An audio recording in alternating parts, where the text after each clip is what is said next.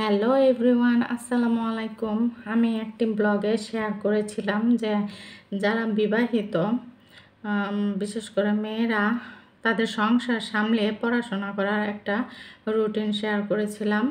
তো সেইখানে অনেকে কমেন্ট করেছেন যে আপু ওই সময়গুলোতে আমরা কি কি সাবজেক্ট পড়তে পারি বা কিভাবে পড়তে পারি এটা নিয়ে একটি ভিডিও দেন। তো আজকে তাদের রিকোয়েস্টেই আমি এই ভিডিওটি করছি। তো যারা আমার ওই ভিডিওটি দেখেননি, আমি ডেসক্রিপশন বক্সে লিংক দিয়ে দিব, তারা ওই ভিডিওটি দেখে নেবেন। আশা করি অনেক উপকৃত হবেন। তো চলে আসি আজকের ভিডিওতে। এখানে আমি সংসার সামলিয়ে পড়াশোনা করার জন্য একটি রুটিন তৈরি করেছিলাম। যেহেতু আমরা মেয়েরা মানে বিয়ের পর আমাদের পড়াশোনা করা খুবই টাফ, খুবই কঠিন হয়ে যায়, আর বাচ্চা থাকলে তো কথাই নেই। তো এই জন্য তাদের মানে পড়ার সময়টাই তারা বের করে উঠতে পারেন না। তো এখানে আমি পড়ার সময় বের করেছি।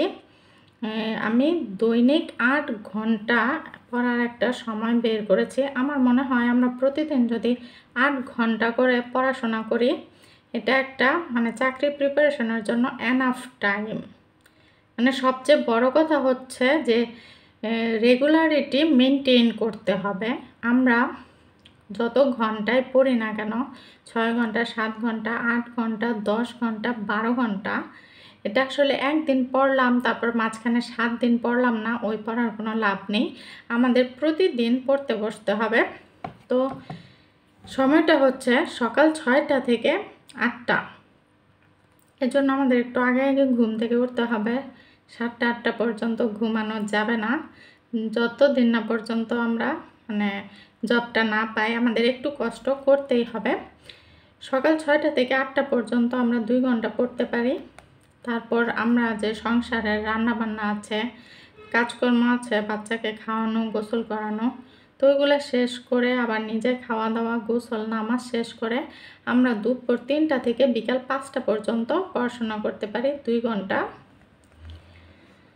তো তারপর দেখা যায় যে বিকালবেলা বাচ্চাকে একটু টাইম দিতে হয়, বাচ্চাকে নাস্তা খাওয়ানো হয়।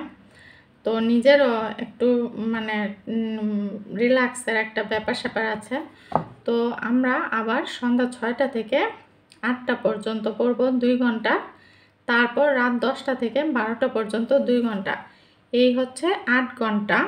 তো এখানে এই রাত 10টা থেকে আমি এখানে 12টা পর্যন্ত দিয়েছি, কারণ হচ্ছে আমাদের ঘুমটাও কিন্তু অনেক জরুরি। যেহেতু আমরা পড়াশোনা করছি আবার সংসারও সামলাচ্ছি, তো আমাদের সুস্থ থাকাটা ডিপেন্ড করে আমাদের ঘুমের উপর। এজন্য আমাদের একটা পর্যাপ্ত ঘুম দরকার। তবে যারা কম ঘুমিয়েও থাকতে পারেন, এত বেশি প্রবলেম হয় না, তারা এখানে যতক্ষণ পড়তে পারেন ততক্ষণ পড়াশোনা করবেন। রাত 10টা থেকে 1টা 2টা যতক্ষণ পড়াশোনা করতে পারবেন ততক্ষণ পড়াশোনা করবেন। তবে আমি এটা 12টা পর্যন্ত রেখেছি। তো এই হচ্ছে আমাদের 8 ঘন্টা পড়ার টাইম। তো এখন অনেকেই প্রশ্ন করেছেন যে আপু আপনি তো সময়গুলো বের করে দিলেন, এখন আমরা কিভাবে পড়তে পারি সেটা যদি কাইন্ডলি একটু বলে দেন। তো আমি তাদের জন্য বলে দিচ্ছি। এখানে সকাল 6টা থেকে 8টা পর্যন্ত 2 ঘন্টা, এই 2 ঘন্টা আমরা ইংলিশ পড়তে পারি। আমি নিজে পার্সোনালি প্রেফার করি সকালে ঘুম থেকে ওঠার পরে একটা ঘুম ঘুম ভাব থাকে, ঘুমটা মানে চোখ থেকে সরতেই চায় না। তখন যদি আমরা একটু জোরে জোরে পড়াশোনা করি, ইংলিশটা জোরে জোরে পড়ি, তো দেখা যায় আমাদের ঘুমটাও চলে যাবে, ব্রেন অ্যাক্টিভ হয়ে যাবে। আর ইংলিশ যে রুলস বলেন, ভোকাবুলারি বলেন, এগুলো খুব ভালোভাবে মেমোরাইজ হবে। তো মুখস্থর বিষয়টা সকালেই পড়া উচিত। তারপর দুপুর 3টা থেকে 5টা এই 2 ঘন্টা আমরা ম্যাথ করতে পারি। কারণ দেখা যায় দুপুরে খাওয়ার পর মনে হয় মানে শরীরে একটু অলসতা চলে আসে, একটু ঘুমাতে ইচ্ছে করে। তো ওই সময়টা আমরা চুপচাপ 2 ঘন্টা বসে ম্যাথ করে নিতে পারি। ছোটোবেলায় শুনেছি যে আমার আব্বু বলতেন যে যখন ঘুম আসবে তখন অঙ্ক করবে, বসে বসে অঙ্ক করলে ঘুম চলে যায়। তো যাই হোক, আমরা দুপুর 3টা থেকে বিকেল 5টা পর্যন্ত আমরা ম্যাথ করলাম। এখন এই 2টা সাবজেক্ট ইংলিশ এবং ম্যাথ, এই দুটো সাবজেক্ট প্রতিদিনই আমরা পড়ব। এর অল্টারনেটিভ কোনো সাবজেক্ট এই টাইমে আমরা পড়ব না, কারণ ইংলিশ এবং ম্যাথ এই দুটো আমার মানে বলতে গেলে চাকরি প্রিপারেশনের জন্য দুটো বেসিক সাবজেক্ট। শুধু বিসিএস নয়, সমস্ত চাকরি পরীক্ষায় এই দুইটা সাবজেক্ট থেকে কোশ্চেন হয়। তাই এই দুইটা সাবজেক্ট আমরা প্রতিদিনই 2 ঘন্টা করে পড়ব। তারপর সন্ধ্যা 6টা থেকে 8টা পর্যন্ত এই 2 ঘন্টা আমরা বাকি ম্যাথ এবং ইংলিশ বাদে বাকি যেই সাবজেক্টগুলো আছে বিসিএসের সেখান থেকে একটা করে নিতে পারি। যেমন প্রথম আমরা নিলাম এখানে বাংলাদেশ বিষয়াবলী। তো বাংলাদেশ বিষয়াবলী আমরা পড়া শুরু করব, যে প্রথম সন্ধ্যা 6টা থেকে 8টা পর্যন্ত 2 ঘন্টা বাংলাদেশ বিষয়াবলী পড়লাম, যতটুকু পড়তে পারি। তো এটা আজকে পড়লাম, আবার কালকেই এটা চেঞ্জ করে ফেলবো সেরকম না। এই বাংলাদেশ বিষয়াবলীটা আমরা পড়তে থাকবো, মানে এই রুটিনটা আমরা ফলো করব যে ইংলিশ, ম্যাথ, বাংলাদেশ বিষয়াবলী, তারপর রাত 10টা থেকে 12টা পর্যন্ত আমরা জব সলিউশন করতে পারি। তো এইভাবে আমরা 5 দিন, 6 দিন, 7 দিন এই বাংলাদেশ বিষয়াবলীর সিলেবাস কমপ্লিট করতে আমাদের যত দিন লাগে আমরা তত দিন পড়ব। মানে 5, 6, 7 দিনের, সর্বোচ্চ 7 দিনের মধ্যে আমরা বাংলাদেশ বিষয়াবলীর সিলেবাসটা শেষ করব। তো এইভাবে প্রথম 1 সপ্তাহ আমরা ইংলিশ, ম্যাথ, বাংলাদেশ বিষয়াবলী, জব সলিউশন এইভাবে পড়লাম। পরে দ্বিতীয় সপ্তাহ থেকে আমরা আবার ইংলিশ, ম্যাথ পড়ব। এখন আমাদের বাংলাদেশ বিষয়াবলী পড়া শেষ, মানে সিলেবাস কমপ্লিট। তখন আমরা বাংলা নিলাম, বাংলা ভাষা ও সাহিত্য।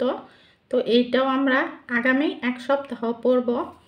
পড়ার পর যখন বাংলা ভাষা এবং সাহিত্যের সিলেবাসটা শেষ হবে, তখন আমরা তৃতীয় সপ্তাহে এখানে আরেকটা সাবজেক্ট নিব, সাধারণ বিজ্ঞান নিলাম। তো এইভাবে করে আমরা বিসিএসের সবগুলো সাবজেক্ট শেষ করব। এখানে ইংলিশ আর ম্যাথ আমরা প্রতিদিনই পড়ছি। বিসিএসের সিলেবাসভুক্ত টপিক ধরে ধরে আমরা প্রতিদিন 2 ঘন্টা করে ইংলিশ আর ম্যাথ করব, সাথে আরেকটা সাবজেক্ট পড়ব। এবং এই সাবজেক্টটা শেষ না করা পর্যন্ত এখানে আমরা অন্য সাবজেক্ট ধরব না। এই সাবজেক্টের সিলেবাস কমপ্লিট করার পর আমরা আরেকটি সাবজেক্ট পড়ব। আর প্রতিদিন আমরা 2 ঘন্টা করে জব সলিউশন করব। জব সলিউশন আমরা শুরু করব 44তম বিসিএসের কোশ্চেন থেকে। তো এই 2 ঘন্টায় আমরা যত বেশি সলভ করতে পারি কোশ্চেন, তত বেশি আমরা সলভ করব। প্রতিদিন এইভাবেই পড়ব। এখন পড়তে পড়তে আমাদের হয়তোবা সিলেবাস কমপ্লিট হয়ে যাবে। হ্যাঁ, একবার সিলেবাস কমপ্লিট হবে, হওয়ার পর আমরা অ্যাগেইন প্রথম থেকে স্টার্ট করব। এইভাবে আমরা যত বেশি রিভিশন দিব, সিলেবাস যত বেশিবার আমরা কমপ্লিট করব, আমাদের প্রিপারেশনটা তত বেশি শক্তপোক্ত হবে। মানে প্রিলির জন্য খুব ভালো একটা প্রিপারেশন হয়ে যাবে আমাদের। আশা করছি এইভাবে পড়লে আমরা কোনো প্রিলি পরীক্ষায় আর আটকাবো না, প্রিলি পাস করে যাব ইনশাল্লাহ। তো এই ছিল আমার আজকের ভিডিও। আপনারা এইভাবে পড়ে দেখতে পারেন কেমন আপনাদের ইফেক্টিভ হয়, আর অবশ্যই কমেন্টে জানাবেন যে এইভাবে পড়ে আপনাদের কেমন উপকার হলো। তো আজকের ভিডিওটি আমি এইখানে শেষ করব। আমার ভিডিওটি যদি ভালো লাগে তাহলে প্লিজ আমার চ্যানেলটি সাবস্ক্রাইব করবেন। আর তো আপনারা কমেন্টে জানাবেন আপনারা আরও কী ধরনের ভিডিও চান। আসলে মেইনলি আমি আমার সংসার সামলে পড়াশোনা করতে হয়, এগুলো হচ্ছে আমারই পড়াশোনা করার কিছু প্ল্যানিং। তো সেইগুলোই আমি আপনাদের সাথে শেয়ার করি। আপনাদের যদি এতে বিন্দুমাত্র কোনো উপকার হয় তাহলে আমার খুব ভালো লাগবে। তো আজকে এই পর্যন্তই, দেখা হবে নেক্সট ভিডিওতে। সেই পর্যন্ত সবাই ভালো থাকবেন, সুস্থ থাকবেন। আল্লাহ হাফেজ।